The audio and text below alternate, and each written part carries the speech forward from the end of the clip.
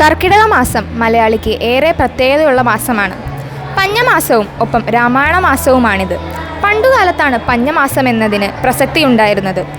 കൃഷി മുഖ്യ വരുമാനമായിരുന്ന ഒരു തലമുറയ്ക്ക് പെയ്തു തോരാത്ത മഴയുടെ കാലത്ത് പട്ടിണിയായിരുന്നു ഫലം. എന്തായാലും ആരോഗ്യം സംരക്ഷിക്കാനായി ആയുർവേദ ചികിത്സയിലേക്ക് മിക്കവരും തിരിയുന്നു.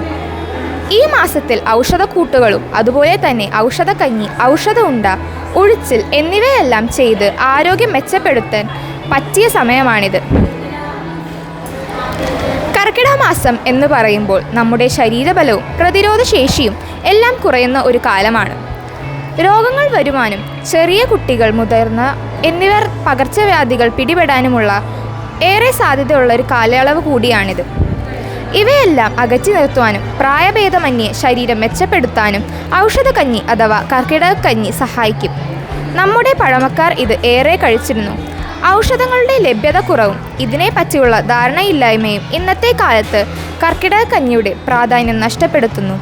ഓരോ പ്രദേശത്തും വ്യത്യസ്ത ചേരുവകളുള്ള കർക്കിടകക്കഞ്ഞിയാണ് തയ്യാറാക്കുക. നമുക്കിവിടെ സാധാരണയായി ഉണ്ടാക്കുന്ന ഒരു കർക്കിടകക്കഞ്ഞിയുടെ ചേരുവകൾ കാണാം. ഉണക്കല്ലരി, ആശാളി, ജീരകം, ഉലുവ, വട്ടിൻകായ്, ഇന്ദുപ്പ് ചൂർണം, ഔഷധക്കൂട്ട് ചൂർണം, കോലരി, വിഷാലരി, ശതകുപ്പ, കൊത്താമ്പലരി, ചെറുപുന്നയരി, ഏലത്തരി, പച്ചില, ചുക്ക്, അതിമധുരം, നാഗപ്പൂ, കരിഞ്ജീരകം, നറുനീ, ദേവദാരം, അമുക്കുരം, ഇലവർഗം, വയമ്പ്, ഐമോദകം തുടങ്ങിയ അങ്ങാടി മരുന്നുകളും തഴുതാമ, കീഴാനെല്ലി, കുറുന്തോട്ടി, മുക്കുറ്റി, വള്ളിയുഴിഞ്ഞ, ചെറുള, പൂവാംകുറുന്നൽ, കറുക, തൊട്ടാവാടി തുടങ്ങിയ ഔഷധ സസ്യങ്ങൾ ആണ് ഇവയുടെ പ്രാധാന്യം. എന്തിനാണ് ഔഷധക്കഞ്ഞി കുടിക്കുന്നത്? ശരീരത്തിൻ്റെ പ്രതിരോധശേഷി കുറയുന്നു.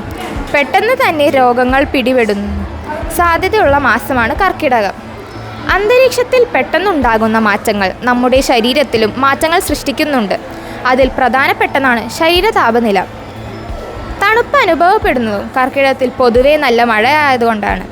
ഈ സമയത്ത് അന്തരീക്ഷം നല്ല തണുപ്പും അതുപോലെ വരണ്ടതും ആയിരിക്കും. ഈ സമയത്ത് ശരീരത്തിൽ വാതാവസ്ഥ അമിതമായി ഇരിക്കുന്ന സമയമാണ്.